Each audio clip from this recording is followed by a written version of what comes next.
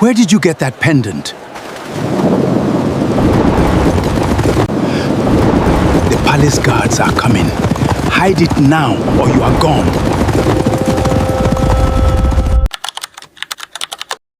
Word travels strangely in a kingdom built on secrets. Chief Diobi's letter reached the palace of Umuafo within the moon about his rescued daughter, a debt owed, and a strange question folded inside the gratitude. Did the royal house recognize the mark on an ivory pendant worn by the hunter's son who had saved her? King Ezechukwu sent for the young man himself and told no one why the letter had left him unable to sleep that night. 16 years had taught him how to carry a secret without letting it show on his face. He had not expected that a single sentence in a stranger's letter could still make his hands unsteady enough to spill his own wine. Chidiebere arrived a fortnight later, Chief Diobi and Ifeoma beside him, the dust of a long road clinging to sandals that had never touched ground this fine before. He did not feel honored. He felt like a man carrying a question he had not known he was carrying, walking toward an answer he had never asked for. They were received at the gate by Prince Chukwuemeka, who did not bother hiding his boredom at guests he had already decided did not matter. Chief Diobi, then Chukwuemeka's eyes moved past the trader and settled on Chidiebere, taking in the plain wrapper, the calloused hands. "And this, I assume, is the hunter everyone insists on calling a hero," he said in a mocking manner. "He saved my daughter's life," Diobi said, an edge already in his voice. "So I am told at length." Chukwuemeka circled him once, and slowly, the way a trader circles livestock before naming a price. "Tell me, does it feel strange standing where a man of valor should stand while rescuing her? Or does a village boy simply not notice the difference?" Something old and tired in Chidiebere refused to bow its head. "I noticed only that someone was dying and that no man of valor had come to stop it." The gate went very quiet. "You seem to forget, young man, that you are speaking to the born prince of Umuafo." "I forget nothing. I only see no reason to kneel for a prince who has done nothing yet to earn it." "Watch your tongue," Chukwuemeka said, his voice dropping. "Even heroes can still be taught their place." "I have never needed a prince to teach me mine," Chidiebere said. "I learnt it already from a man who earned every measure of respect he ever received." For a moment, neither of them moved, and something passed between them that was not quite anger. The discomfort of two strangers trading insults that somehow felt more personal than insults between strangers ever should. Ifeoma, standing beside her father, looked between the two young men with the particular unease of someone watching two flames lean toward each other before either has noticed there is fuel nearby. The king received them that same afternoon, seated with the full weight of his title, Queen Adama at his side. The hall was full. Elders, titled men, guards along every wall. The particular hush that settles over a room when its king is about to hear something he has not yet decided how to feel about. Diobi told the story plainly. The kidnapping, the rescue, the false accusation, and the pendant Ifeoma had noticed at Chidiebere's throat, bearing a mark she swore belonged to Umuafo's own house. "I ask for nothing, my king. I ask only if your house can explain how a hunter's son came to carry it." Chidiebere drew the cord from beneath his wrapper and held the small ivory pendant forward in his open palm. King Ezechukwu looked at it, and for one unguarded instant, the floor of the world he had built for 16 years dropped away beneath him. He knew every curve of that carving. He had pressed it into a midwife's hand himself in the dark before dawn 16 years before and told her to keep it with a son he never expected to see in any form again. Least of all this one, resting now in the open palm of a stranger, standing in his own courtyard with a stubborn set to his jaw that the king recognized without wanting to. His hands, folded in his lap where no one could see them, closed into fists tight enough to whiten the knuckles. 16 years of careful composure held his face still, though it took everything he had left to keep it that way. To sit and breathe and not cross the small distance between his throne and that outstretched palm, and simply take the young man's face in both hands. He did not ask where the boy had gotten it. He dared not. The attackers must have taken everything that night, he thought. The guards' weapons, the midwife's few possessions, and whatever else a desperate man could strip from bodies in the dark. So they must have taken the pendant too, passed hand to hand through a dozen strangers over 16 years, until it landed, by nothing but cruel and ordinary chance, on the neck of a hunter's son who had done nothing to deserve the weight of what it truly meant.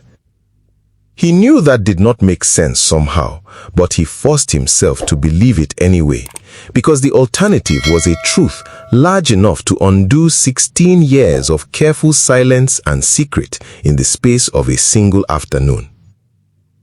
A fine piece, the king said instead, his voice giving away nothing. Such marks are less rare than you might believe, Chief Diobi.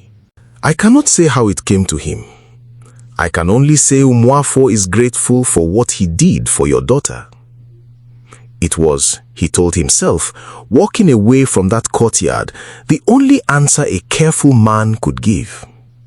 Asking further would only invite questions he had spent 16 years making certain no one would ever think to ask.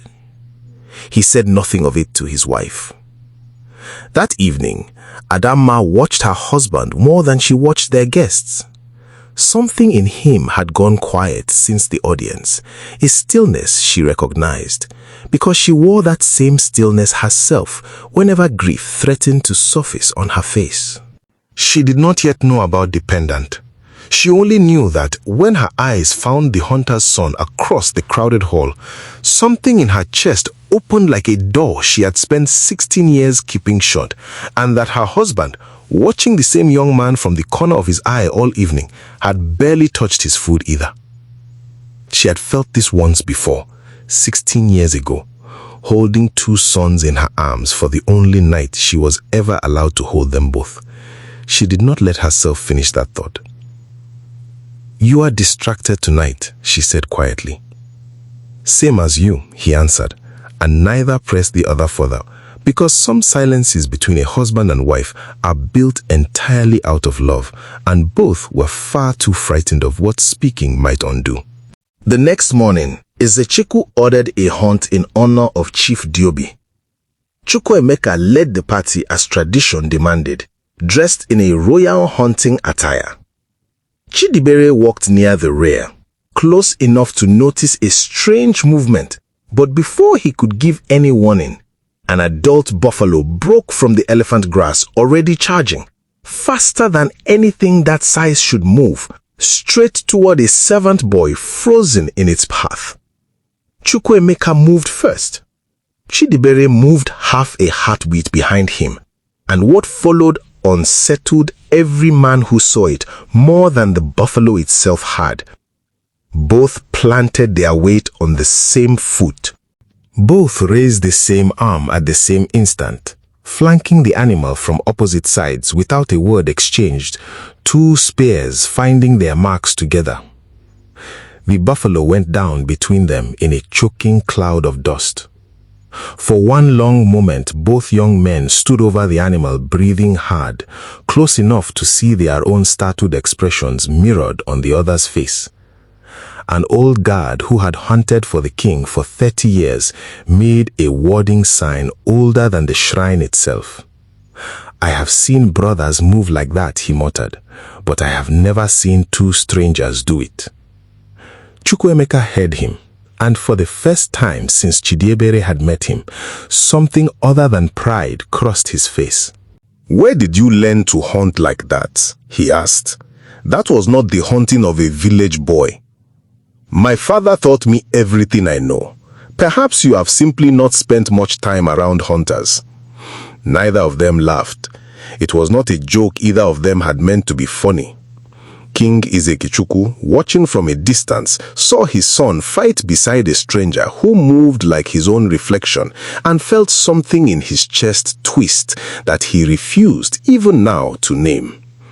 He thought of the pendant again and told himself for the second time that day that the second twin died 16 years ago. There was no way he could be the one.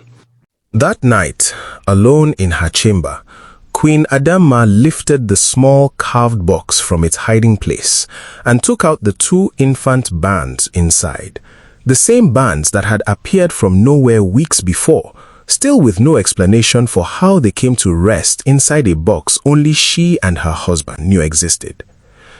She turned them over in her palm, thinking of the hunter's son, of her husband's strange silence since the audience, of the particular way he had avoided her eyes when she asked what troubled him. There were no records to search. There had never been any records to find.